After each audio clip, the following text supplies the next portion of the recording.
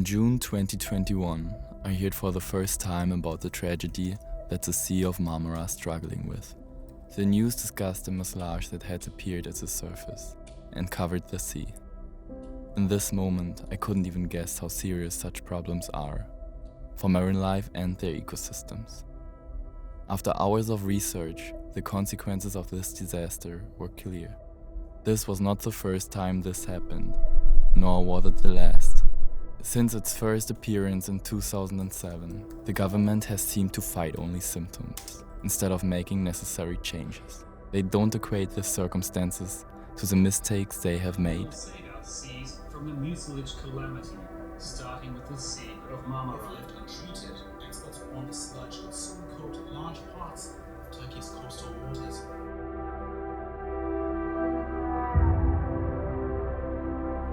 Unbelievable. The Sea of Marmara is dying in front of their eyes.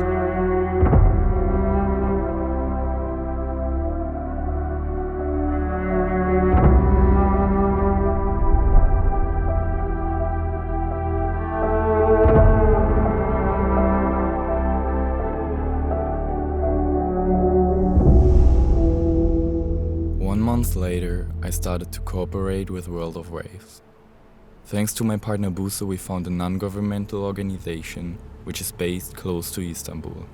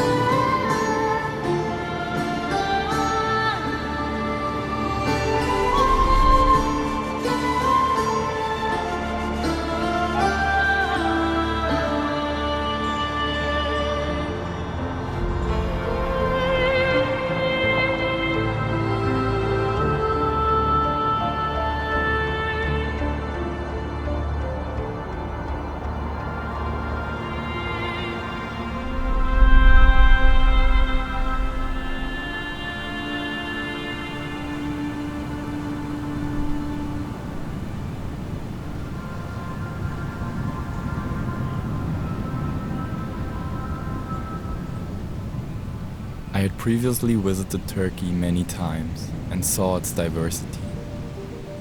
It is strongly connected to my heart, which made this trip even more important for me. We arrived at Heybeliada, where the Marine Life Conservation Society is based. First of all, we had to get to know each other, which is why beach cleanup made even more sense. For many people, this may seem like a boring experience, but you should give it a try. You will realize that cleaning a beach involves more than just removing some trash. You will start to ask yourself more and more questions by putting every type of trash into the garbage bag. The extent of our plastic consumption has been communicated to the public many times. Even consuming with a more mindful approach would be a beneficial next step.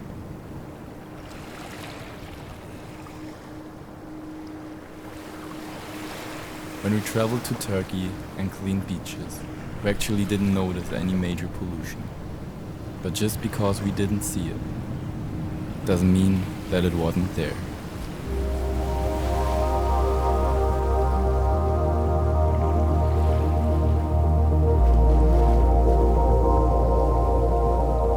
We packed up our belongings and joined a group of divers and scientists who study the Sea of Marmara. They aim to create solutions to prevent nature from destruction and communicate their results to the government and newspapers. When we started our first dive to 4 meters, there was still a lot of life in the water. The pollution was not easy to see. At this moment, I was not even close to understanding the danger that the sea is in, and I first realized that we should not take life for granted.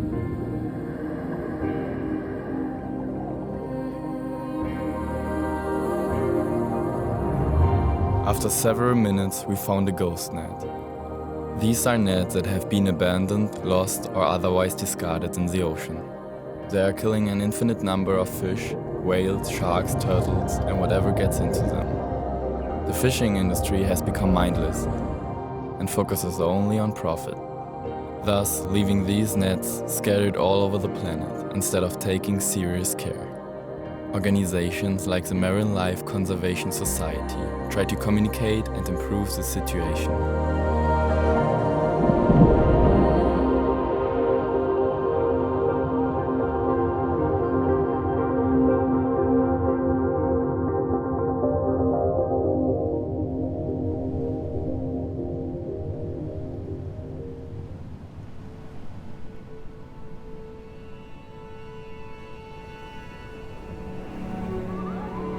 We read in the news that the organic matter was cleaned from the surface.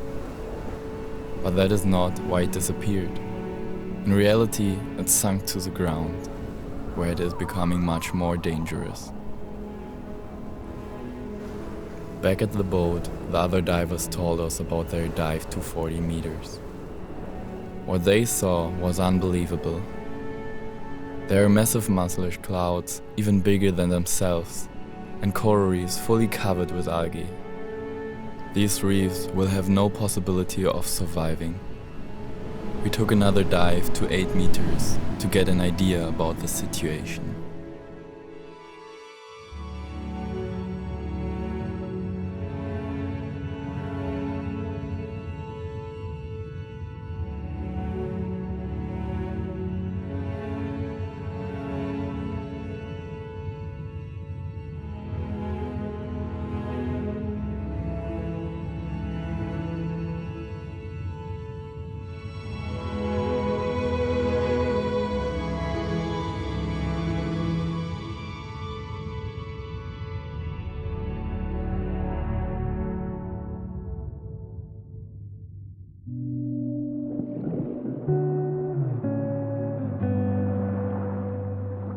The last day we dove down to 18 meters to scratch the zone where the clouds are floating. The cause of this disaster is from untreated wastewater going into the Sea of Marmara, including chemicals and pollutants. These also increase sea temperature. Human-caused global warming accelerates the process.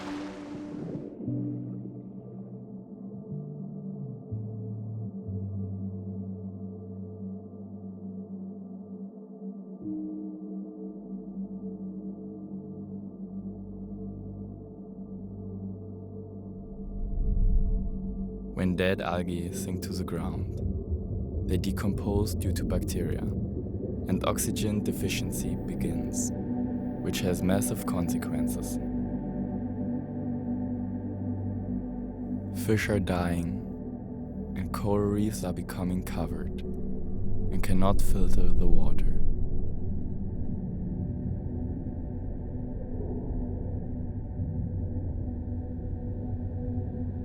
We are talking about a mass extinction and the death of a complete ecosystem.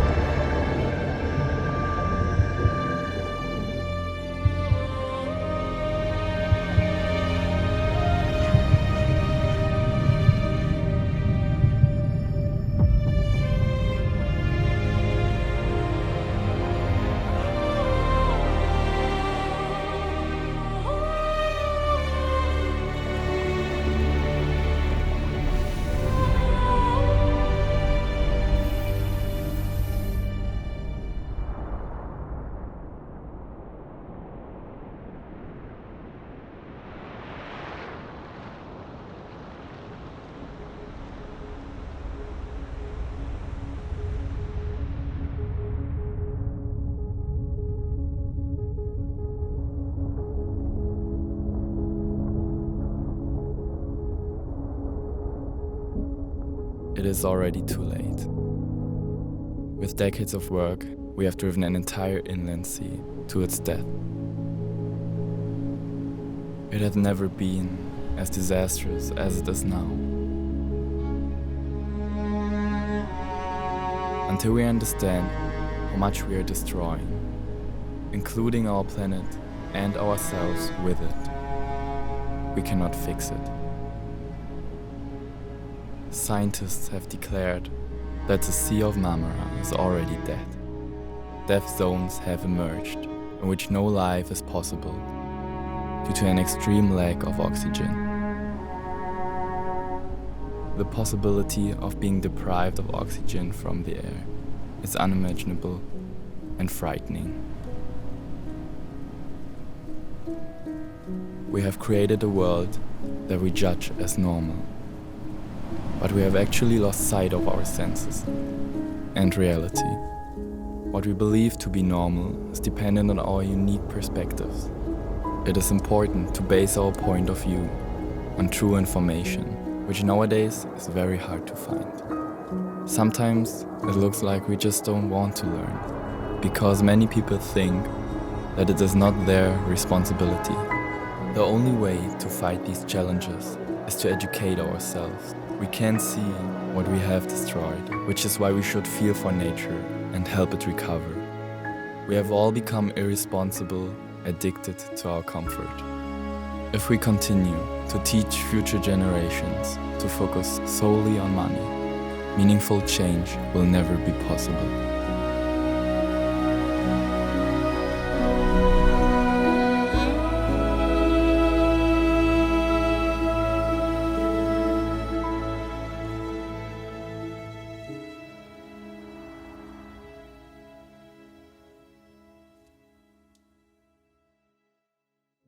Nevertheless, we continue life as though nothing has happened. Another reason for pollution is due to the thousands of tankers that pass through the Sea of Marmara each year. Approximately 25 million people live around the sea and use it as a cesspool.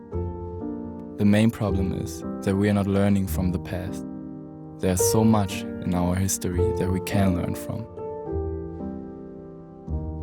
The cause is not a politician or an industry, but our unrestrained and blind demand, which itself leads to the destruction of huge ecosystems and even the extinction of entire animal species. With this catastrophe, Turkey not only endangered the environment and its own people, but also neighboring ecosystems and countries.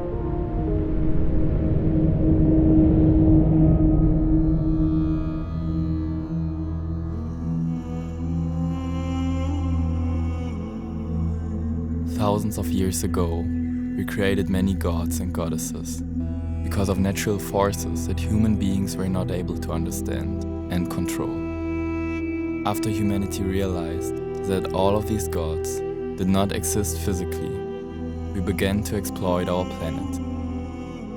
If we confess that all of the gods we have created lead back to nature, then we can truly understand that the sun, the ocean, the ground, and everything natural are the only things that we should consider as gods.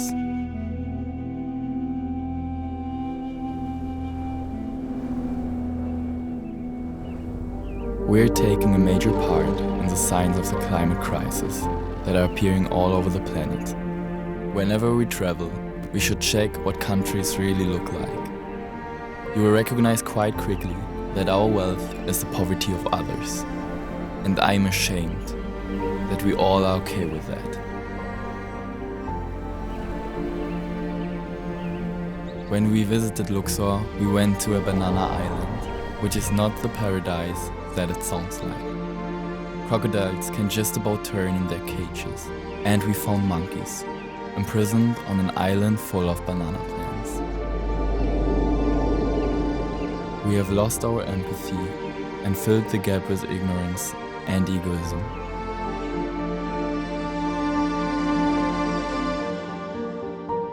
If we don't even feel empathy for animals, then we are far away from being aware of our seas.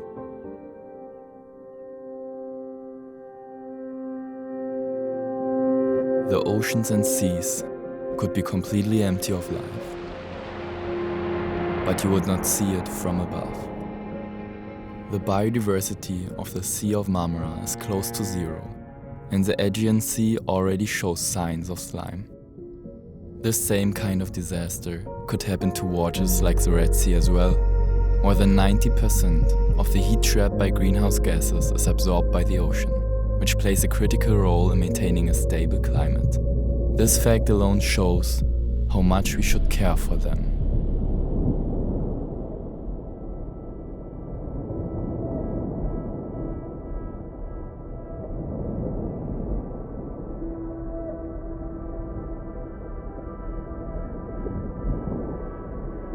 If I could be born at any point in time, it would be right now. This is a time like never before. The decisions and actions we make will shape the future. Marine plants can absorb 20 times more carbon than forests and are breeding grounds of endless species of fish. Almost 50% of the humanity's impact on the living world is attributable to the richest 16% of the human population. We must share Earth's finite resources more evenly. Climate crises extend across borders. Coral reefs are bleaching all over the world and dying. The world will eventually lose its color and life. Now it's time to wake up and ask questions.